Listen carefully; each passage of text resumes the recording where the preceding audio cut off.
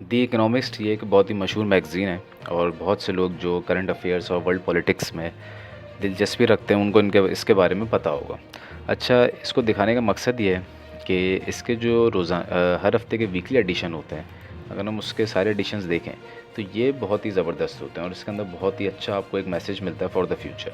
अगर इसको आप स्टडी करें, ये अगर देखें तो मुख्तलिफ़ कलर्स में नज़र आ रहे हैं और मुख्तलिफ़ किस्म के, इसमें ये नहीं देखा जा रहा है कि खूबसूरती अच्छी होनी चाहिए, जैसे इसमें इसका फेस लगा दिया है और ज़ेलेंस्की का।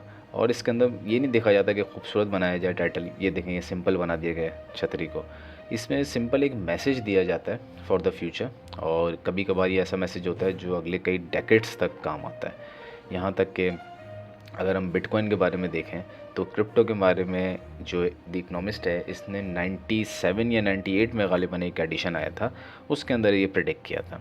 तो ये मुख्तलिफ़ किस्म के नज़र आ रहे हैं, जैसे इसराइल अलोन ये 23 मार्च को इन्होंने रिलीज़ किया था और आपको इसराइल नज़र आ, मतलब ये फ्यूचर प्रेडिक्शन की थी कि इसराइल जो अपनी जंग लड़ रहा है उसमें ये अलहदा रह जाएगा, लेकिन वो फिर भी लड़ता रहेगा। तो ये इसने दिखाया है और इसराइल जो है वही कर रहा है कि काफ़ी दुनिया के तमाम ममालिक इसको अपोज कर रहे हैं, लेकिन ये लड़ रहा है फिर भी। ठीक है, ये अच्छा उन्होंने बनाया, the AI doctor will see you eventually, कि डॉक्टर्स की भी जॉब्स जो हैं वो ख़त्म हो जाएंगी और AI डॉक्टर हो।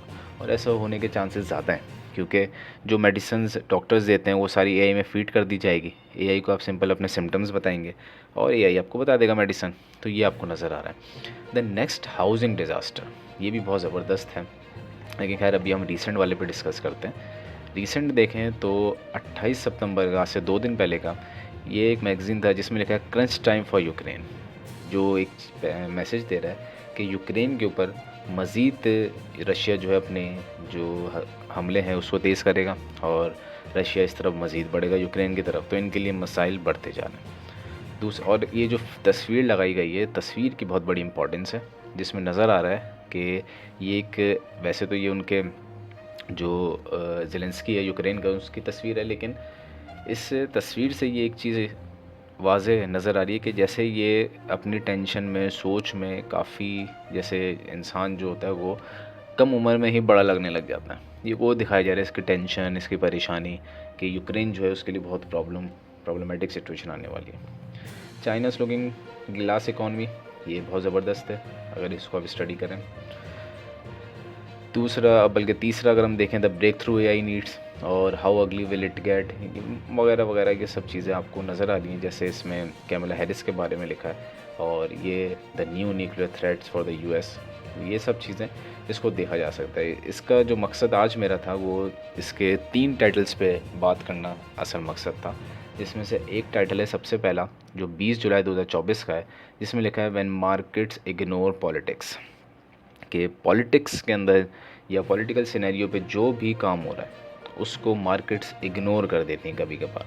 और हिस्ट्री में तो ऐसा होता है कि अगर तो पॉलिटिकल सिनेरियो बहुत डिस्टर्बिंग है तो मार्केट भी डिस्टर्ब हो जाती हैं, क्रैश हो जाती हैं। लेकिन ये पहली बार गालिबन ऐसा हो रहे जा रहा है, जब चाहे आप स्टॉक मार्केट ले लें, चाहे आप क्रिप्टो मार्केट ले लें, कि पॉलिटिक्स का उस पर असर नहीं पड़ रहा। और ये दिखाया गया कि ये बुल है जो शो करता है कि यानी कि मार्केट तो होने वाली है बुलिश अगले पूरे 1 साल तक, लेकिन इसकी आंखों में पट्टी बनी है। मींस पॉलिटिक्स अच्छी होगी या बुरी होगी, ये बुल अपना काम करेगा और बुल जो है वो बहुत ही तेज़ी से वर्कआउट करेगा। मार्केट्स के अंदर प्राइस आपको बहुत तेज़ी से शूट करती नज़र आएंगी, यहाँ तक कि जितनी भी अजम्पशंस है वो अजम्पशंस भी पीछे रह जाएंगी और प्राइस बहुत आगे चली जाएगी। Specially for the bitcoin, specially for the stock market, किसी पे भी आप इन्वेस्ट कर लें, ये बहुत ही तेज़ी से ऊपर की तरफ जाएंगी। ये एक बहुत अच्छी इंडिकेशन है। दूसरा जिसमें मैंने डिस्कस करना था वो इसके बराबर में, how to days the world's IQ, 13 जुलाई। ये बहुत ही ज़बरदस्त एक उन्होंने एक मैसेज देने की कोशिश की है कि दुनिया का जो IQ लेवल है वो बहुत ही लो होता जा रहा है और उसका असल रीज़न है हमारी टेक्नोलॉजी, AI, ये इसका असल रीज़न है। तो ये चीज़ शो की गई है। अभी मैं ये नहीं बता रहा कि इसके अंदर क्या लिखा है, मैं इनके सिर्फ और सिर्फ टाइटल्स को देख के आपको समझाने की कोशिश कर रहा हूँ कि इससे क्या मैसेज निकलता है। और मज़ीद अगर हम देखें तो the rise of Chinese science, ये भी अच्छा है, लेकिन मैंने इस पे नहीं। तीसरा मैंने जो बात करनी थी वो गालिबन थोड़ा नीचे की तरफ है, वो गालिबन ये रहा, द न्यू इकोनॉमिक ऑर्डर। ये न्यू इकोनॉमिक ऑर्डर जो है इस पे बहुत ज़बरदस्त मैसेज दिया है कि इकोनॉमिक ऑर्डर जो आपका प्रीवियस था वो चेंज हो रहा है। और इस इकोनॉमिक ऑर्डर में एक जो मैसेज है वो डॉलर के लिए, कि हमारा जो डॉलर है वो आहिस्ता-आहिस्ता जो ग्लोबल करेंसी बनी हुई है वो शिफ्ट हो जाएगी और हमारी न्यू ग्लोबल करेंसी आएगी। ख़ास तौर पे अब वो कोई एक करेंसी नहीं होगी। जैसे चाइना की पूरी कोशिश है कि वो चाइनीज़ येन में डील करे, इसी तरह रशिया की कोशिश है कि वो रूबल में डील करे। इसी तरह मुख्तलिफ़ कंट्रीज़ की ये कोशिश होगी कि अपनी करेंसी में डील करें ताकि डॉलर का जो इम्पैक्ट है वो उनकी इकॉनमी पे ना पड़े। तो ये जो न्यू इकोनॉमिक ऑर्डर है, इस पे ये समझाने की ग़ालिबन कोशिश की जा रही है कि पूरी दुनिया के अंदर अगर हम डिफरेंट पार्ट्स को स्टडी करें तो आहिस्ता-आहिस्ता हमें नज़र आएगा कि न्यू इकोनॉमिक ऑर्डर बन रहा है। डॉलर जो है वो मुकम्मल तौर पे आने वाले टाइम में वो गिरेगा, उसकी प्राइस बहुत डाउन आएगी क्योंकि उसकी वर्थ आहिस्ता-आहिस्ता ख़त्म करनी है।